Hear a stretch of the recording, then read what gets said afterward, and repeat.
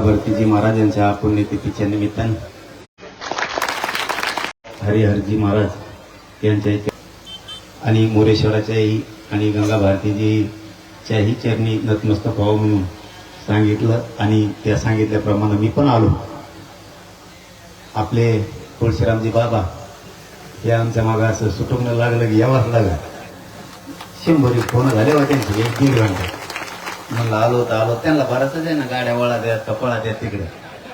त्यांनी 2-3 गाड्या आम्हाला आड्यात लावून ठेवल्या तिकडे. असे रस्ता दाखायचे इकडे इकडे. म्हणलं माहिती आम्हाला आलो तर जाणं.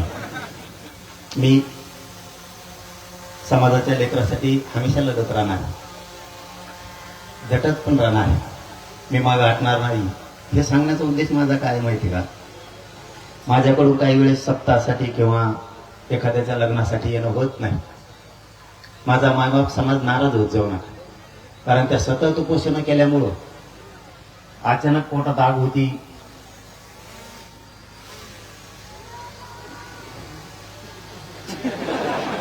तिकडे जागाच नाही का तुला,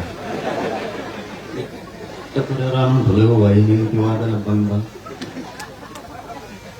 तिकडे मोकळा पटांगणात जाऊ तिकडे डोंगरा. मी जरा घालतो काय, मी कधीच टाळत नाहीये, परंतु शरीराच्या पुढं काही करता येत नाही म्हणून कधी काळी लग्नासाठी सप्ताहासाठी येणं होत नाही. त्यामुळे नाराज होत जाऊ नका. आहे त्या ठिकाणून मी आपल्या समाजाच्या लेकरा बाळाचं लेकीबाळीचं कल्याण करण्यासाठी रात्रंदिवस झटत राहणार. पुन्हा एकदा तुम्हाला अखंड हरिनाम सप्ताहाच्या निमित्तानं खूप खूप शुभेच्छा देतो.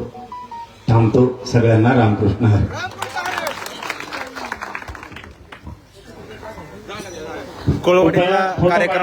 गर्दी करू नका.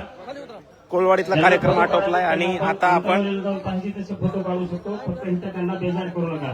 आणि या आजच्या कार्यक्रमाच्या निमित्तानं आपल्या बीड जिल्ह्याचे जिल्हा प्रमुख शिवसेनेचे जिल्हा प्रमुख माननीय स्वप्नील भैया गलदर साहेब यांचंही या ठिकाणी आगमन आहे.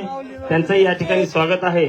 तसंच आपल्या बीड जिल्ह्याचे जिल्हा समन्वयक आदरणीय मंगेश भाऊ पोकळे साहेब यांचंही या ठिकाणी उपस्थिती आहे. त्यांचंही या ठिकाणी स्वागत आहे.